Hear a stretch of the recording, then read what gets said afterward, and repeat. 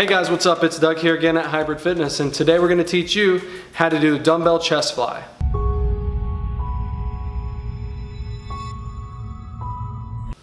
For the dumbbell chest fly, you're going to grab the weight and lean back. Let's start with the weight straight up. Slight bend in the elbow. Now you're going to bring the weight down to 180 degrees. Squeeze on the way back up. What we don't want to do is come too high to right around here where we put a lot of strain on the shoulder joint. So let's keep that line right around the nipple line. Right to here and squeeze on the way up.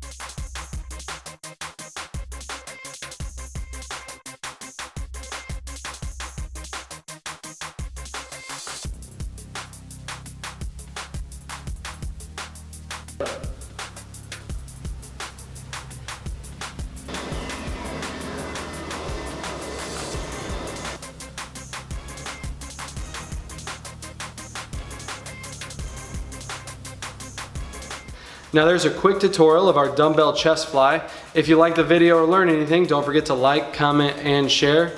Dumbbell chest fly, throw it in your routine and let me know what you think.